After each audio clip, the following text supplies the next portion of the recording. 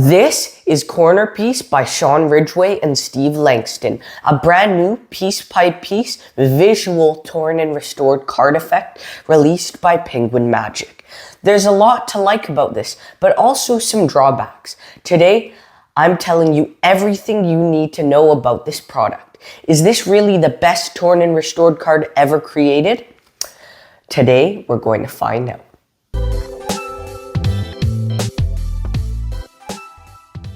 Let's do a performance of Corner Piece. So you'd have your spectator select a card like the 3 of Hearts, and then they'd write their name on that card, like that. Perfect. And once that's done, I'm going to fold it in half, like this. Not just once, we're going to fold it in half again, like this. And once that's done, we're going to fold it here in half. And at this point, you could hand the card to your spectator. They can check, make sure it is what it appears to be, and there's no gimmicks, gaffes, bits and bobs like that.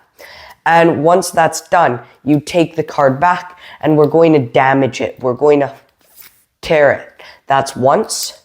And once it's torn once, it's very easy to tear again, like that. So we've now got 1, 2, 3, 4 pieces. We'll take these 2 and put them in my pocket. So we have 2 here, 2 in the pocket. If we touch these 2 pieces together like this, they actually restore completely like magic. And there's 1 in my pocket as well. If we touch this one, the first piece, to these 2, that also should completely restore. But there's still 1 more in my pocket. Let's take that one out and let's place it right there and push it down there. Now, there's still a bit of a tear right over here. So let's fix that last tear right there. And they can check that out. They can keep it as a souvenir. That is Corner Piece by Steve Langston and Sean Ridgeway. That was just a quick performance of Corner Piece. Speaking of performances, the Magic Cafe has had some controversy regarding the performances of Corner Piece, which we will talk about later. However, I'm going to be completely unbiased with this and just talk about the effect itself. I want to help you decide if this is right for you, because this might not be right for everyone. But first off, I want to let all Magic distributors and creators know, if you want me to review your product, contact me at bfanmail@gmail.com. I also do free Magic monthly giveaways. Just subscribe to the channel to be eligible. Now, what do you get when you buy Corner Piece? When you spend $30 US on penguinmagic.com to purchase this effect, you'll receive a few things. You get, first of all, this mint tin with the Corner Piece sleeve, and you get the tin to store your gimmick in when you're not using it, as well as the gimmicked card. The gimmicked card is very small. It's about the size of a quarter of a playing card. It also includes another very small piece that is used for the gimmick. And finally, you'll receive a small card with the link and password to the tutorial on the p3magic.com website. What is the quality of the gimmick? The gimmicked playing card itself looked pretty well made when I first opened the box, as it isn't only made of playing card, it's made of a way stronger material. However, when I started practicing with the gimmick, the stronger material started peeling away from the card, so I had to re-adhere it to the card multiple times. But once you re-adhere the gimmick, it should last quite a bit of time. However, it is card, and you are slightly wearing the gimmick out each time you use it. The other small piece of the gimmick is small, so if you're in public and drop it, it's easy to lose. The small piece, though, is readily available to purchase in a lot of different stores and online, but still, you won't want to lose it. Every time you do this effect, no cards are destroyed in the process. And there are some discrepancies with the effect, including with the counting of the pieces and really some other moments. The thing with this gimmick is, although it has rough edges, there's not really much white showing on the tear point of the cards. If you don't know, playing cards have 3 layers. When you tear a card, typically there are white torn edges that you can see. With this, there's a bit of a discrepancy. I know a lot of spectators will not notice this because they're not well adversed with playing cards. But if you're doing other tricks where you tear cards, this could be noticeable. The tearing also seems a bit perfect, which can be unnatural to your audience. Also, the tearing of the cards is a bit knacky. It took me a few hours of practice just to get the tear motion down, and it's still a bit discrepant. I'm sure you guys will be much faster at learning it, but I'm just stating my personal experience with the gimmick. Now, how's the tutorial? The tutorial's 2.5 hours long. It's a long tutorial, and I'm going to tell you everything about the tutorial. Steve Langston and Sean Ridgeway teach it. They're in the p3magic.com theater, or the P3 Magic Theater. The audio and video are clear, and when I first saw the 2.5 hour length of the tutorial, I wondered if most of the effects would just be filler or relatively the same. We'll talk more about this, but even though all of the effects have the tearing part in common, there is also a good variety of the tricks in the tutorial. To begin, they do an introduction and a quick run through of what you get in the box and a basic handling of the method. They then do live performances of Sean's handling and Steve's handling.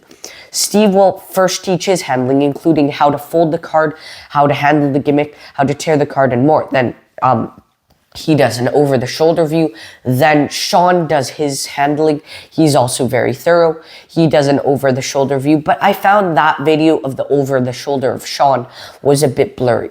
I personally prefer Steve's handling over Sean's handling. They then teach Steve's routine called Charmed and Restored, which is pretty cool. Then they teach you the routine indicator card by Sean Ridgeway.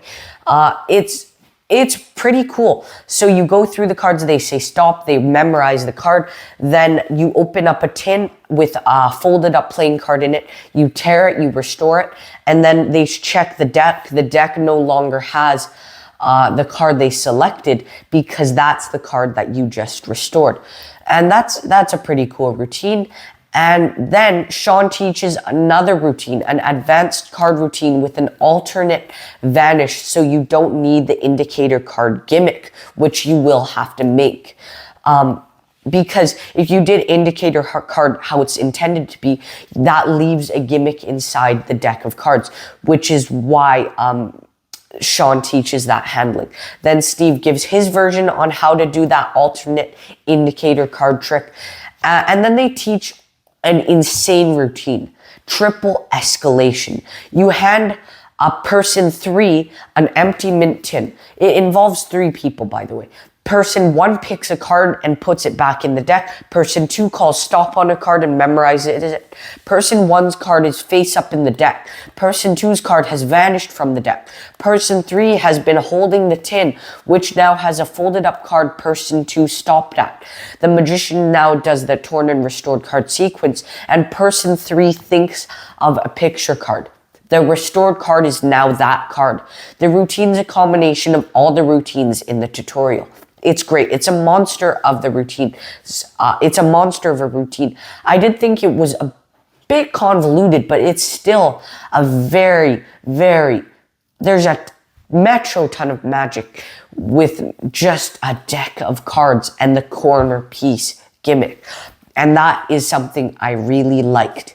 Then, after that, they will teach you one last routine, the law of conservation. So the spectator says stop on a card, signs it, then mixes the deck.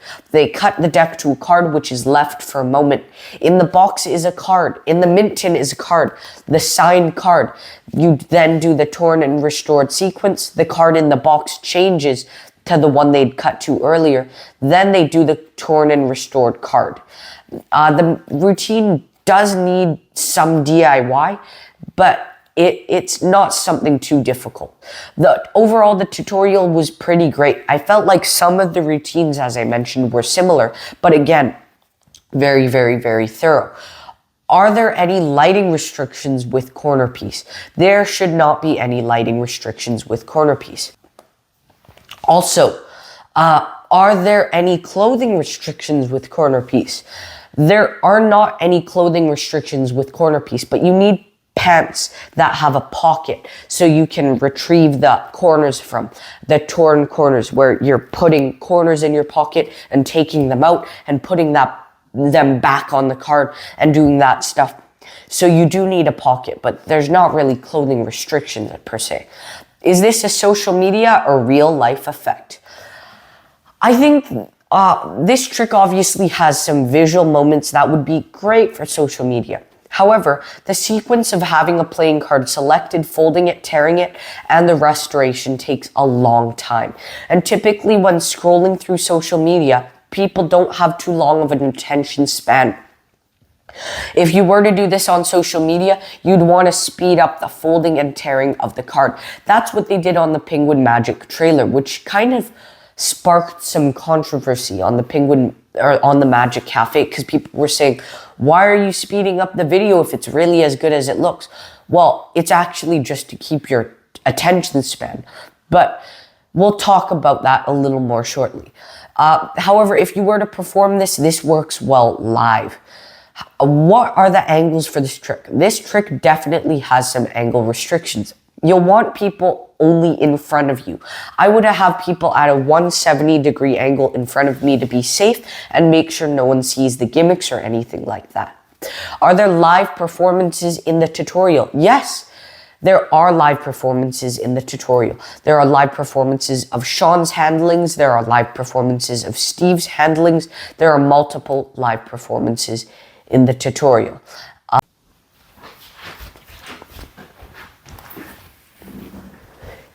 Is this examinable? At the beginning and the end of the routine, the card is examinable. In the middle parts of the routine, the card is absolutely not examinable. However, there is a cleanup at the end of the routine where you have to restore the final seam and hand out the card. The cleanup is a bit discrepant and it's possible to flash if you're not careful. The case for the gimmick actually serves a purpose in ditching the gimmick, which is very helpful. Now let's talk about the difficulty and practicality of the effect. How hard is this to do? There definitely is a learning curve. It's not the easiest TNR in the world, but it's definitely not the hardest. The most difficult part, in my opinion, is just the displays of the card, but also tearing the card and restoring the final seam. Is there any DIY? There is not any DIY, but if your gimmick starts to peel, you'll have to glue it back together. That's easy enough. Well, there's not any DIY for the main routine. For a couple of the routines taught in the tutorial, there is some DIY, but it's easy enough. If you have, most magicians will have the materials to do the DIY. How much pocket space does this need? All you need to carry around is the gimmicked card in the mint tin for the main routine. You also need to carry around a red bicycle deck of cards. This only works in a red bicycle deck, but you could probably transplant this from a red card to any back design you want with some DIY. Very little DIY, not much. You just have to take the guts of the gimmick off the card and put it on a blue card, that you would just do some slight mods to. You can, with the pocket space, it's very little. And if you do Steve's routine, Charmed and Restored, you only need to carry the mint tin and a few face cards, which is even less pocket space. That's why Steve's routine is very good for a casual performing environment. What is the reset like? The reset for this trick is instant. You don't have to do anything and you can instantly repeat the trick, especially if the mint tin is in your back pocket. I don't want to reveal too much, but having the tin in your back pocket kind of helps with the cleanup of the effect. And that helps so you can instantly retrieve the gimmick when you want to. Now let's see if the trailer and ad copy are honest. The trailer's alright. However, there were a few parts where torn pieces are shown that don't actually look like the tear you do with this. In part of the trailer, the creators are really tearing the cards. With corner piece, you can't tear it that cleanly.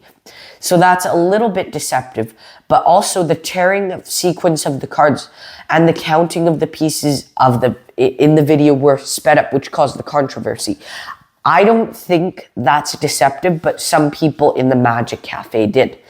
Now, the ad copy. The ad copy states, perform the absolute wildest piece-by-piece torn restoration of a card you'll ever see. Not only does the signed card get torn and restored, but a piece of the card visually moves itself back into place. The effect will make you feel like you have power over matter itself.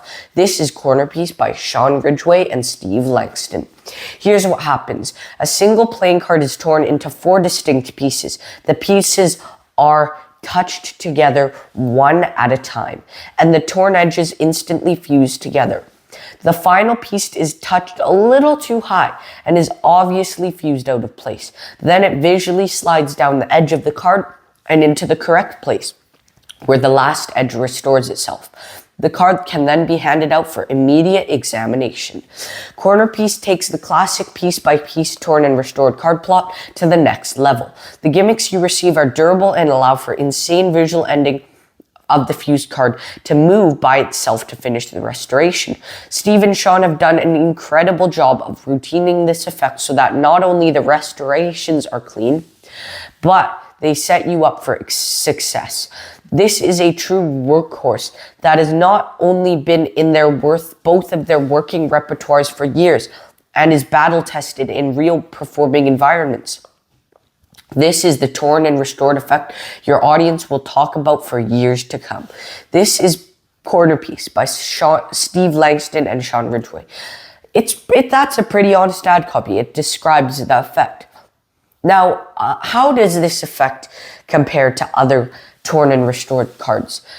This is interesting. This is a good TNR. I definitely see some people, a lot of people actually, wanting to use this. Some of the displays here are absolutely ridiculous. They're incredible.